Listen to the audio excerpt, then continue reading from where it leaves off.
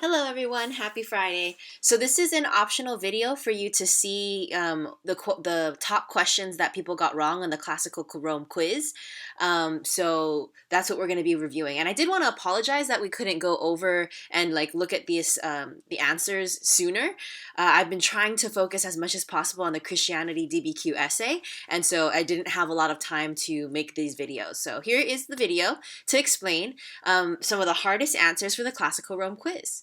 So, these are the frequently missed questions. Number 2, which of the following best describes the structure of the Roman Republic? Number 3, number 5, and then 6 or 7, depending. I switched the numbers for some students. These are the frequently missed questions. So I'm going to go over all of these hardest questions, and if you still have questions on it, you can always email me or text me any questions that you have about why a certain one was wrong or anything like that.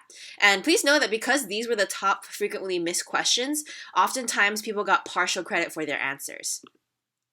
So number 2, which of the following was best describes the structure of the Roman Republic? The answer was, although 2 consuls were at the head of the government, lawmakers selected from the patrician and plebeian classes could check each other's power to ensure no person or group got too powerful.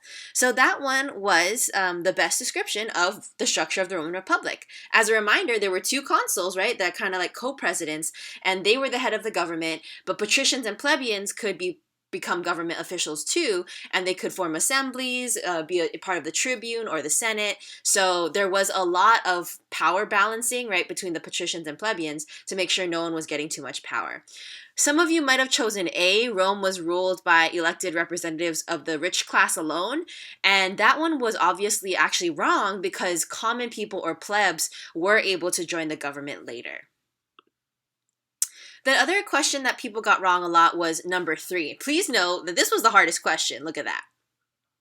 And so I did give some partial credit here.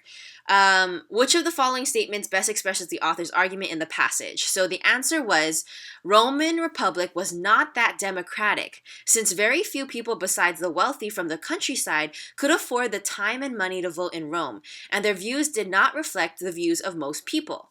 So that one was the correct answer, and the hint for that is really noticing whether the author was saying, was it pretty democratic, not that democratic, or not democratic at all, right? So how much did the people get to participate in the government? The answer was kind of in the middle, right? It was not that democratic.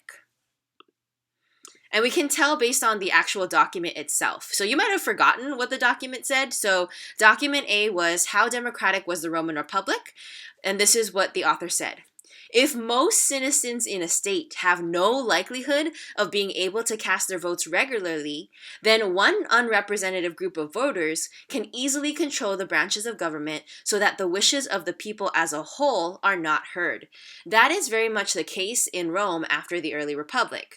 There were very practical barriers to fair and equitable voting in the particular assemblies of Rome. For example, all voting had to take place in Rome, the capital city.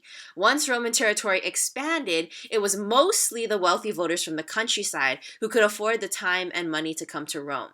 So the key word here is most. Look here, if most citizens in the state have no likelihood, it was mostly the wealthy voters from the countryside. Since mostly rich could vote, this implies the author thinks the government was not that democratic since the rich had more power over the common people. So if we refer back to the options, right? Rome wasn't pretty democratic because it wasn't good enough. The democracy was mostly run by the rich, and so it was not that democratic. But we couldn't argue that Roman Republic was not a democracy at all because the plebs, the common people, still had a little bit of a voice. So number 5, all of the following is an example of systemic inequality except you were supposed to choose the lie. Take a moment to read through the options. So the answer that was the one you were supposed to choose, the lie, was C, when a person says something sexist to a woman. The reason why that one was the lie is because all of the other questions show people within a system that are putting another group down. For example, white cities are a group of a system. The Roman Republic was a government system. Government exams are a government system. So when a person is saying something sexist to a woman, that's just one person. That is not an example of systemic inequality unless a whole group of people are putting another group down. The last question I'm going to go over is number 6 or number 7, depending on which version you have. Which of the following best describes Pax Romana? The answer was C. It was a period of peace in which roads were built for trade and the 12 tables were written. You know that that's the right answer because all the other ones were fake answers. Pax Romana means Roman peace in Latin, and that means the Pax Romana was a time of peace, economic and political stability in the Roman Empire. It was a time when there was a lot of trade and laws were made. So the correct answer was a period of peace, okay? So if you have any further questions on this quiz, feel free to email or text me. Otherwise, that was the review. Have a wonderful day.